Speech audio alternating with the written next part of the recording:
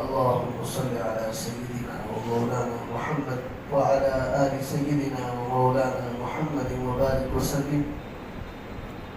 الحمد لله رب العالمين، والصلاة والسلام على سيد الأنبياء والمرسلين وعلى آله وأصحابه وأزواجه وذرياته ومن تبعهم بإحسان إلى يوم الدين. أعوذ بالله من الشيطان الرجيم. بسم الله الرحمن الرحيم. يا أيها الناس إنا خلقناكم من ذكر وأنثى وجعلناكم شعوبا وقبائل لتعارفوا إن أكرمكم عند الله أتقاكم إن الله عليم خبير. وقال عمر رضي الله تعالى عنه: متى استعبدتم الناس وقد ولدتهم أمهاتهم أحرارا.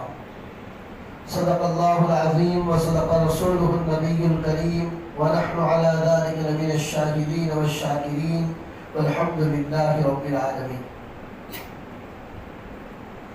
میرے محترم دینی بھائیو، قرآن کریم کی جو آیت آپ کے سامنے تلاوت کی، یہ سورہ حجرات کی آیت ہے،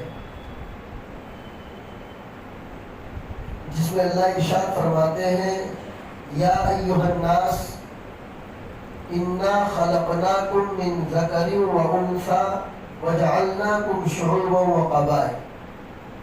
اے لوگوں، ہم نے تم تمام انسانوں کو ایک مرد اور ایک عورت سے پیدا کیا ہے، یعنی تم آپس میں سب بھائی بھائی ہو. دنیا کے تمام انسان سب حضرت آدم علیہ السلام اور حضرت حوا علیہ السلام کی اولاد ہیں. بعد میں وَجَعَلْنَاكُمْ شُعُوبًا وَقَبَائِلَ، بعد میں ہم نے تمہارے قبیلے بنائے، الگ الگ قبیلوں میں تمہیں ڈیوائڈ کیا، تقسیم کیا. اور یہ الگ الگ قبیلے ہم نے آپس میں فخر کرنے کے لیے نہیں بنائے کہ میں فلاں قبیلے کا ہوں، میرا خاندان بڑا ہے، تمہارا خاندان چھوٹا ہے. ہم نے ان تمام انسانوں کو خاندانوں میں، قبیلوں میں اس لیے تقسیم کیا لتعارفوا، تاکہ تم آپس میں ایک دوسرے کی پہچان کر سکو. ایک دوسروں کی پہچان کرنے کے لیے تمہارے قبیلے ہم نے بنائے ہیں. کوئی عرب سے ہے، کوئی عجم سے ہے، کوئی شیخ ہے تو کوئی سید ہے. الگ الگ قبیلے تمہاری آپس کے پہچان کرنے کے لیے بنائے ہیں، اونچ اور نیچ کے لیے نہیں بنائے. کیونکہ ہمارے دربار میں اونچ نیچ کا معیار اور اللہ کے نزدیک سب سے زیادہ قریب ہونے کا معیار کیا ہے؟ ان اکرمکم عند اللہ اتقاکم. اللہ کے نزدیک تم میں سب سے زیادہ معزز وہی انسان ہے جو سب سے زیادہ تقوی اختیار کرتا ہے، جس کی زندگی پاکیزہ ہے، جو اپنی زندگی اللہ رسول کے بتائے ہوئے احکام کے مطابق، تقوی کے مطابق گزارتا ہے، وہ اللہ کے نزدیک اتنا ہی زیادہ قریب ہے. اللہ کے وہاں کوئی خاندان نہیں دیکھا جائے. اللہ کے رسول صلی اللہ علیہ وسلم نے ایک مرتبہ اپنی جگر کے ٹکڑے فاطمہ الزہرا رضی اللہ تعالیٰ عنہا کو نصیحت کرتے ہوئے فرمایا کہ فاطمہ، جنت کی تیاری اور قبر کی تیاری خود اپنے اعمال سے کرنا. قبر میں یہ کام نہیں آئے گا کہ تم محمد کی بیٹی ہو. پتا چلا ان اکرمکم عند اللہ اتقاکم، اللہ کے نزدیک تم میں سب سے زیادہ معزز وہی انسان ہے جو تقوی اختیار کرتا ہے، جو اللہ رسول کے احکام کے مطابق اپنی زندگی گزارتا ہے. ان اللہ علیم خبیر، پھر اللہ جاننے والا بھی ہے اور باخبر بھی ہے کہ تم میں سے کون تقوی کے مطابق زندگی گزارتا ہے اور کون نافرمانیوں کے ساتھ زندگی گزارتا ہے. قرآن کریم کی آیت انسانوں کو ایک دوسروں کے ساتھ کس طریقے سے زندگی گزارنی ہے اس کا احساس دلاتی کہ اونچ نیچ کا نظام ختم کرو، لامساس کا دور ختم کرو، مالداری، غریبی، میانہ روی، یہ اللہ کے بنائے ہوئے مصلحت کے مطابق. کسی کو مالدار بنایا، کسی کو غریب بنایا، کسی کو مڈل کلاس میں رکھا، یہ اللہ کی اپنی مصلحت کے مطابق ہے۔ جب ہمارے دربار میں آؤ گے موت کے بعد تو اللہ فرماتے ہیں یہاں نہ کوئی مالداری کام آئے گی، یہاں نہ کوئی شیخوخیت کام آئے گی، کوئی کیٹیگری کام آئے گی، ہمارے یہاں تو صرف تقویٰ دیکھا جائے گا کہ تم کیسی زندگی گزار کے آئے۔ تمام انسان برابر ہے اللہ کی نگاہ میں، یہی قرآن کریم کی آیت اسی بات کی تعلیم دیتی۔ اس آیت میں انسان کو خود اپنی حیثیت اللہ تبارک و تعالیٰ نے یاد دلائی، اور یہی آیت آہستہ آہستہ انسان کو اس کا فریڈم یاد دلاتی ہے، اس کی آزادی کو یاد دلاتی ہے۔ اللہ فرماتے ہیں کہ ہم نے انسانوں کو آزاد پیدا کیا ہے، کوئی کسی کا غلام نہیں، کوئی کسی کا غلام نہیں۔ یہی آیت آپ کو فریڈم کی طرف بھی بلاتی ہے اور دکھاتی ہے کہ آزادی آپ کا اپنا حق ہے۔ آپ ایک چھوٹے سے پرندے کو بھی ایک پنجرے کے اندر قید کر کے رکھتے ہیں تو وہ پھڑپھڑاتا ہے، وہ ایک پرندہ جس کے اندر اتنی عقل نہیں ہے لیکن وہ بھی آزاد ہونا چاہتا ہے، وہ قید ہونا نہیں چاہتا۔ پھر آپ کسی انسان کو غلام کیسے بنا سکتے ہیں؟ چنانچہ اللہ کا بنایا ہوا نظام تو یہی تھا کہ ہر انسان آزاد ہے۔ بعد میں کچھ قبیلے ایسے آتے گئے کہ جنہوں نے انسانوں کو بیچنا شروع کر دیا، انسانوں کا کاروبار کرنا شروع کر دیا، لوگوں کو غلام اور باندیا بنانا شروع کر دیا۔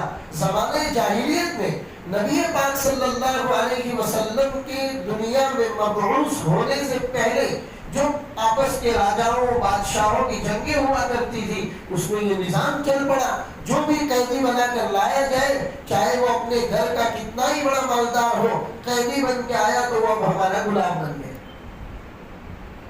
یہ زمانے جاہلیت سے چلا آ رہا ہے۔ نبی پاک صلی اللہ علیہ وسلم جب مبعوث ہوئے تو اللہ نے فرمایا کہ تمہیں معلوم ہے کہ یہ نبی کون ہے؟ یہ محمد رسول اللہ کون ہے؟ وَيَضَعُ عَنْهُمْ إِسْرَهُمْ وَالْأَغْلَالَ الَّتِي كَانَتْ عَلَيْهِمْ۔ یہ نبی اس لیے آئے ہیں تمہارے اوپر جو غلامی کا بوجھ ہے، تمہارے گردنوں کے اندر جو غلامی کے توق ڈالے ہوئے ہیں، یہ نبی ان غلامی کے بوجھ سے تمہیں نکالیں گے، تمہارے اندر سے یہ توق نکال کر پھینکیں گے اور تمہیں آزاد کریں گے۔ قرآن کریم کی ایک اور آیت میں اللہ نے مثال کے ذریعے اس کو سمجھایا، ضرب اللہ عبدا مملوکا لا يقدر على شيء ومن رزقناه منا رزقا حسنا فهو ينفق منه سرا وجهرا هل يستوون الحمد لله بل اکثرهم لا يعلمون۔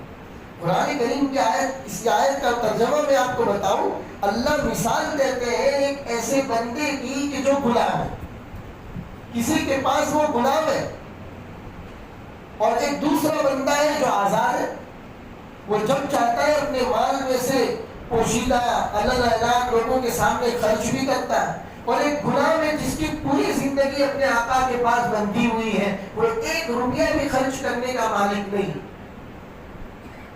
اللہ فرماتے ہیں دو الگ الگ لوگ ہیں، اور تم بتاؤ هل يستوون، کیا یہ دونوں برابر ہو سکتے؟ ایک آدمی جب چاہتا ہے روپیہ پیسہ خرچ کرتا ہے، آزادی کے ساتھ گھومتا ہے، اور ایک آدمی وہ ہے جو کسی کا غلام بنا ہے، لقمہ بھی کھاتا ہے تو اجازت سے کھاتا ہے، پانی بھی پیتا ہے تو کسی کی اجازت سے پیتا ہے۔ کیا یہ دونوں برابر ہو سکتے؟ کبھی برابر نہیں ہو سکتے۔ اگر تم غلام نہیں ہو کہو الحمدللہ، اللہ کی تعریف کرو اس بات پر کہ اللہ نے تمہیں آزادی عنایت فرمائی۔ اسلام مذہب جن بنیادی عقائد، جن بنیادی تعلیمات کو لے کر آیا، اس میں سے ایک بڑی تعلیم یہ تھی کہ یہ اسلام لوگوں کو لوگوں کی غلامی سے آزاد کرا کر ایک آزاد زندگی، ایک فریڈم دینے کے لیے دنیا کے اندر اسلام آیا ہے۔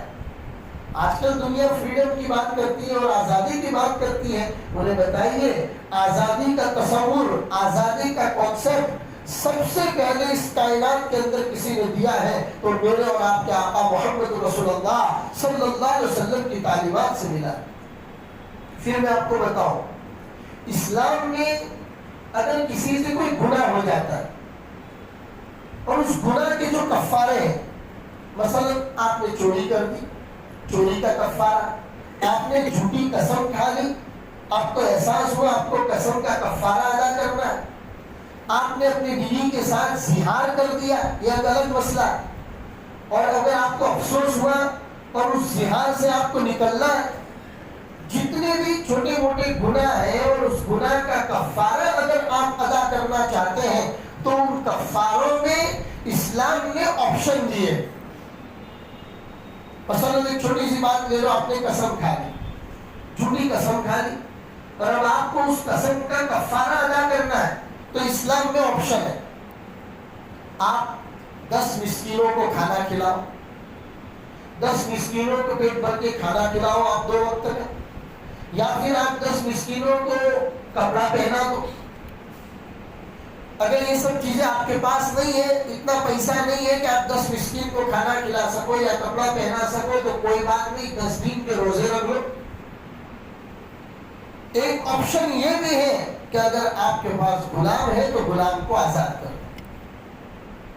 میں اصل بات کی طرف آتا ہوں کہ اسلام میں جتنی سزائیں ہیں، کوئی گناہ اگر ہو گیا اور اس کے کفارہ ادا کرنا ہے، اس کی سزا اگر آپ کو بھگتنی ہے، تو اللہ نے اور اس کے رسول صلی اللہ علیہ وسلم نے آپ کو آپشن دیے ہیں، اور ان آپشنوں میں سب سے اوپر والا آپشن یہی ہے کہ آپ غلام کو آزاد کریں۔ سب سے اوپر آپشن یہی ہے۔ کیوں؟ اس لیے کہ اسلام چاہتا ہی یہی تھا کہ زیادہ سے زیادہ تعداد میں لوگوں کو آزاد کیا جائے۔ کوئی کسی کا غلام ہے تو آزاد کراؤ، کوئی کسی کی باندی ہے تو اس کو آزاد کراؤ، بلکہ جگہ جگہ پر اللہ کے رسول صلی اللہ علیہ وسلم نے غلاموں کو آزاد کرانے، باندیوں کو آزاد کرانے کی فضیلتیں بیان فرمائی۔ پہلی اسلام کی جو جنگ ہوئی، جنگ احد، اس میں کثیر تعداد میں مشرکین مکہ اللہ کے رسول کے پاس قید تھے۔ اللہ کے رسول نے سب صحابہ سے مشورہ کیا کیا کرنا چاہیے ان لوگوں کو۔ دنیا کے بادشاہ تو ان کو غلام بنا کر رکھتے ہیں، ان سے کام کرواتے۔ آج کل دیکھیے قیدیوں سے کیا کیا کام کروائے جاتے ہیں۔ دنیا میں مختلف قید خانوں کا آپ معائنہ کیجیے، آپ کو پتہ چلے گا دنیا کی بڑی بڑی جیلوں میں قیدیوں کے ساتھ کیا کام کیا جاتا ہے۔ اللہ کے رسول نے بھی صحابہ سے مشورہ کیا، صحابہ نے اپنی اپنی مینٹالٹی اور اپنی سوچ کے حساب سے جوابات دیے، مشورہ دیا۔ اللہ کے رسول صلی اللہ علیہ وسلم نے اخیر میں سب کو کہا کہ جس کے پاس تھوڑا کچھ روپیہ پیسہ ہو تو وہ دے کر اپنے آپ کو آزاد کرا دے۔ لیکن زیادہ تر قیدی بنا کر لائے گئے تھے، زیادہ تر لوگوں کے پاس پیسہ نہیں تھا۔ تو اللہ کے رسول نے فرمایا کہ اگر تم میں سے کوئی پڑھا لکھا ہے تو مدینہ والوں کو کچھ پڑھا لے، کچھ تعلیم دے دے، کچھ ایجوکیشن دے دے، اس کے بدلے میں وہ آزاد۔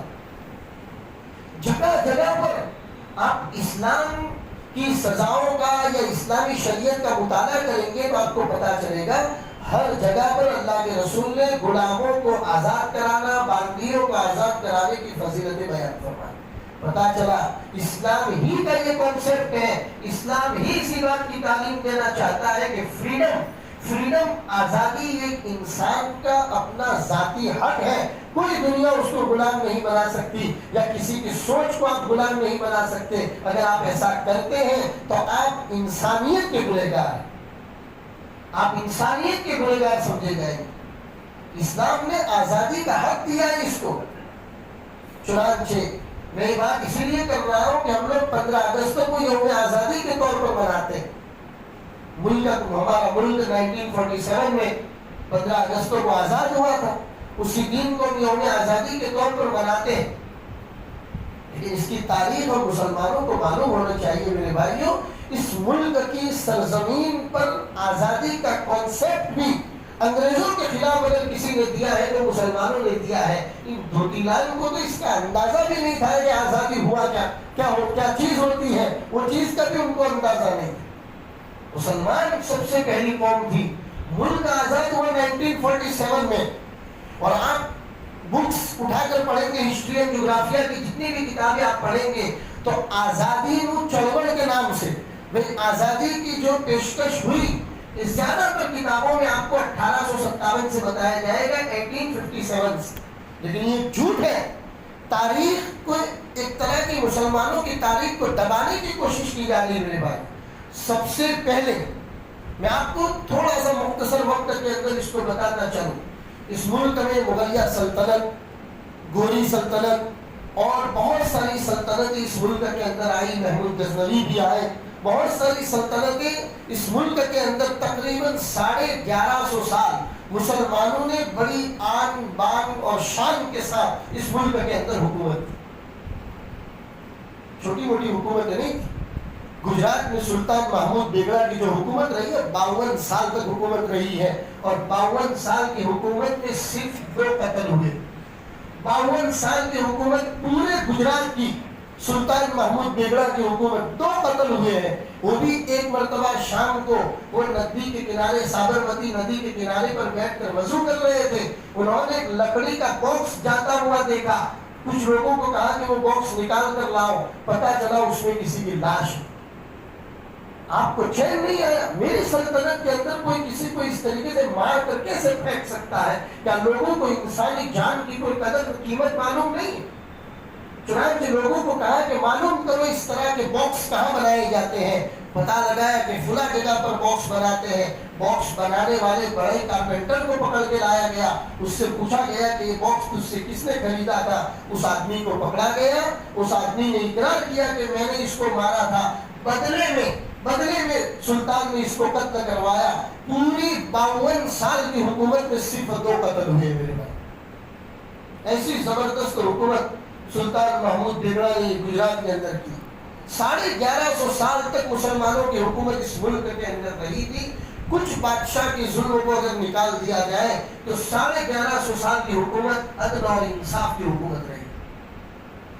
چاہے آپ اوپر سے لے کر چلو ہمایوں کی سلطنت کو لے کر چلو، پھر اس کے بعد جہانگیر، شاہجہاں، اکبر بادشاہ، اورنگزیب، جتنی بھی حکومتوں کا آپ لے کر چلیں کہ تمام سلطنتیں عدل اور انصاف کی حکومتیں تھی. گرچہ آپ کو چوپڑیوں میں غلط پڑھائے جاتے ہو، غلط پارٹس پڑھائے جاتے ہو، یا آپ کے اوپر ڈیپینڈ کرتا ہے کہ آپ صحیح تاریخ کو سننا، سمجھنا یا پڑھنا نہیں چاہتے. 1150 سال تک. 1601 میں پہلی مرتبہ واسکو ڈی گاما نام کا آدمی پورٹوگل کا رہنے والا تھا، جن کو پرتگال کہتے ہیں. پورٹوگل کے کچھ لوگ پہلا جہاز لے کر ہندوستان میں آئے تھے، اور وہ بھی اپنے کاروبار کے لیے آئے تھے 1601 میں. لیکن کاروبار کے بعد انہوں نے دیکھا کہ ہندوستان تو بزنس ہب ہے. ہندوستان کوئی چھوٹی موٹی جگہ نہیں ہے. یہاں تو بڑے بڑے بزنس ملک کے کیے جا سکتے ہیں. گرم مسالے کا اتنا زبردست کاروبار ہندوستان کے اندر ہوتا تھا جو اس زمانے میں پوری دنیا میں کہیں نہیں ہوتا. گرم مسالے کا کاروبار اور کالیکٹ وغیرہ اس کے مرکز سمجھے جاتے تھے. ساؤتھ انڈیا خاص طور پر اس کا مرکز سمجھا جاتا تھا. پھر اس کے بعد 1701 میں جہانگیر نے پہلی مرتبہ سورت میں اجازت دی ایسٹ انڈیا کمپنی کو اپنا بزنس ہب ڈالنے، بزنس ہب بنانے. یہ جہانگیر کی غلطی کہو، بھول کہو، یا جو کچھ کہو. اس کے بعد آہستہ آہستہ ایسٹ انڈیا کمپنی اس ملک کے اندر اپنا پیر مضبوط کرتی گئی، اور جب اس کا بزنس پھیلتا گیا تو اسی گجرات کے اندر احمد آباد، سورت وغیرہ سے ہوتے ہوئے کلکتہ، ممبئی، ملک کے مختلف علاقوں کے اوپر انہوں نے قبضہ کرنا شروع کر دیا. جب بزنس پھیلا تو انہوں نے یہاں کی سلطنتوں کو کہا کہ ہمیں اپنی فوج بنانی ہے تاکہ فوج ہمارے بزنس کی حفاظت کرے. لیکن اندرونی اعتبار سے اسی فوج کے ذریعے وہ اس ملک پر قبضہ کرنا چاہتے ہیں.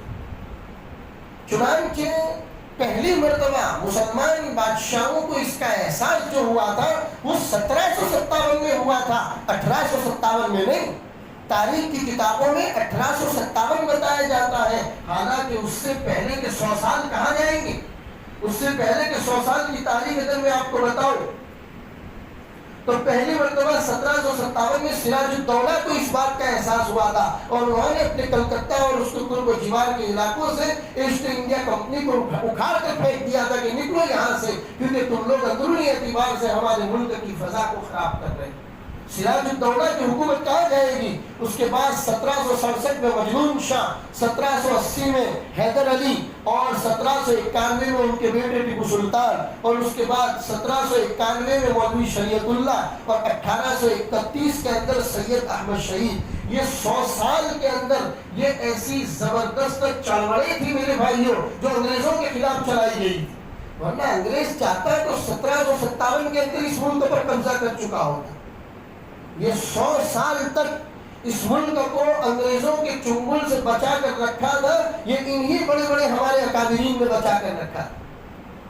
اور جب 1857 کے اندر انگریز ہر طرف اپنی طاقت کو مضبوط کر چکا، اور ہماری بھی غلطی آتی کہ ہماری سلطنت اور ہمارے بادشاہ صرف عیش و آرام کی زندگی گزارنے والے ہو گئے تھے، انگریز ان کو ٹیکس پہنچا دیا کرتے تھے، یہ اپنی سلطنتوں کے اندر شراب اور کباب اور لڑکیوں کے پیچھے اپنے آپ کو ایسا پاگل بنا دیا تھا کہ ملک کہاں پر جا رہا ہے یہ ان کو پتا نہیں۔ یہ ہماری بادشاہوں کی غلطیاں تھی، لیکن علماء ہر وقت بیدار ہوتے ہیں میرے بھائیوں۔ اس لیے یاد رکھیے کہ جب تک تاریخ کے اندر، یہ تاریخ کا جملہ ہے، یہ بہت بڑا سینٹینس ہے میرے بھائیوں، جب تک آپ اپنے آپ کو بیدار علماء کے ساتھ جوڑ کے رکھیں گے تاریخ آپ کو کبھی مٹا نہیں سکتی۔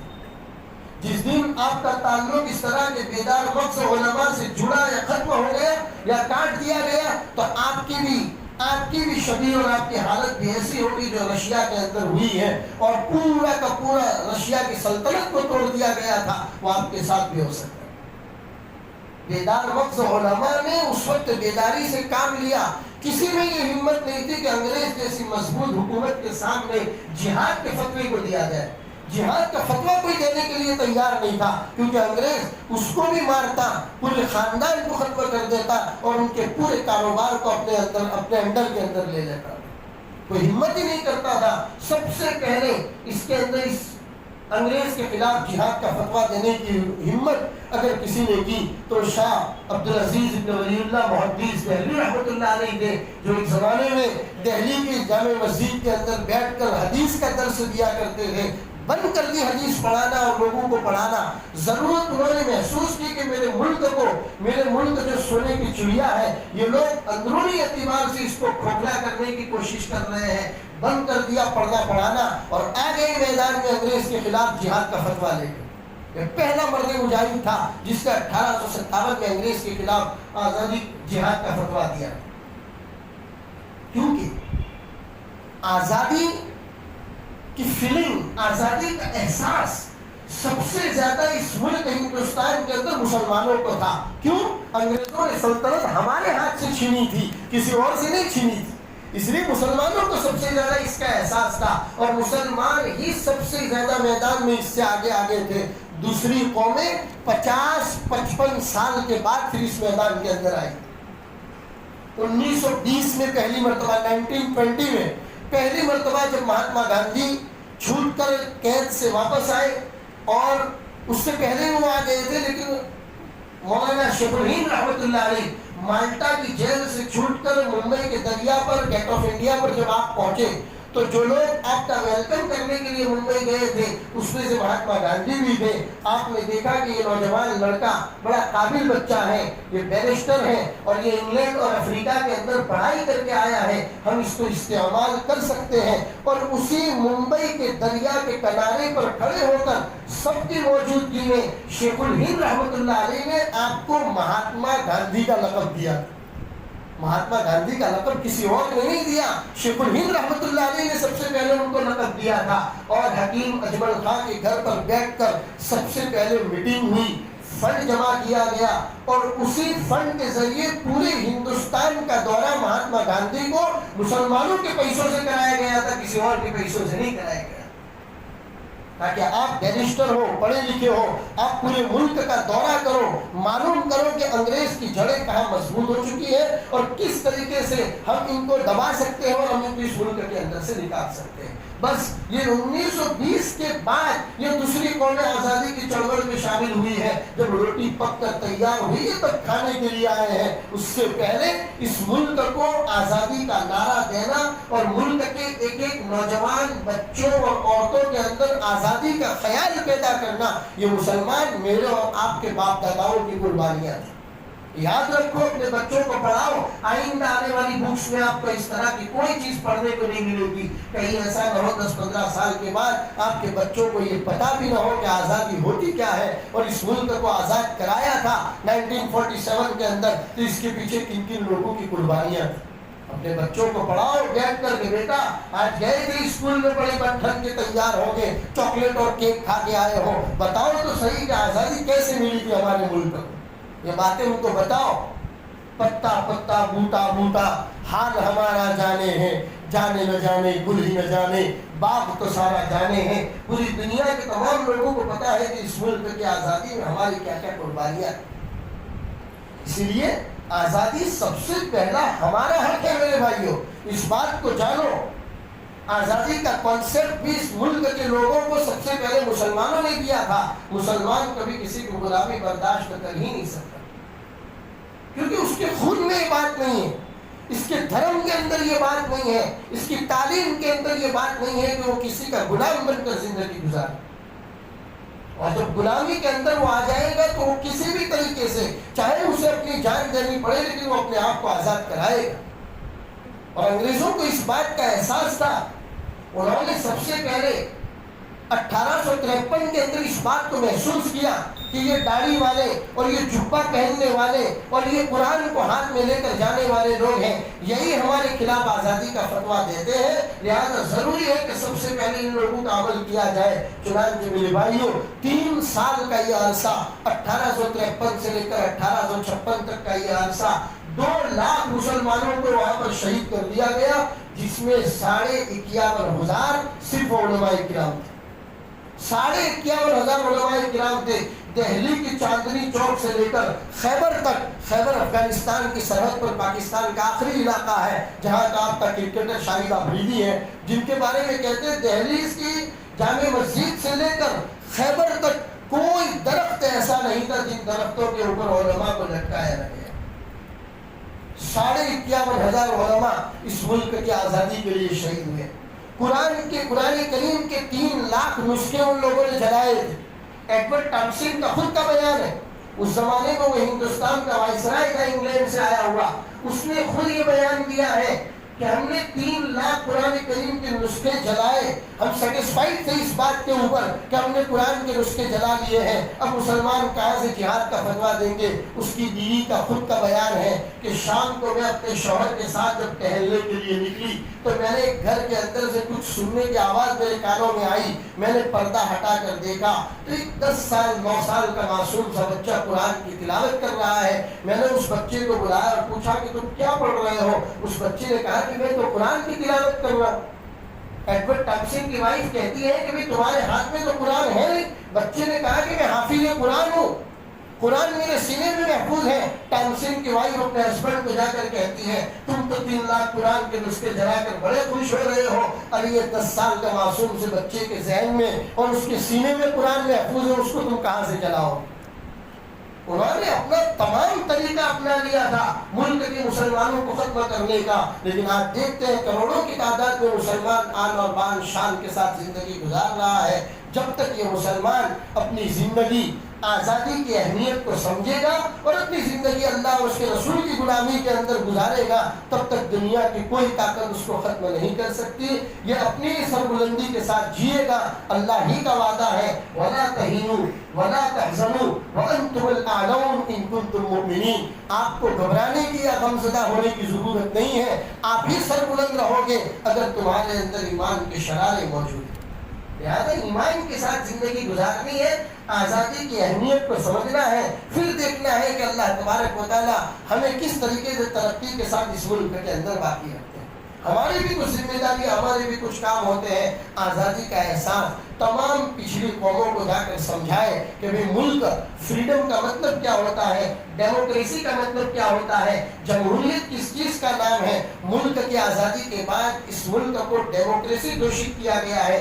डेमोक्रेसी आपको बहुत सारे हुकूक अता करती है, आप अपने हुकूक को समझो और उसके बाद फिर जिंदगी गुजारो। वरना मेरे भाइयों सिर्फ रोने चिल्लाने और छातियाँ पीटने के अलावा और कुछ नहीं कर सकते। अगर करना चाहते हो तो अपने हुकूक को समझो।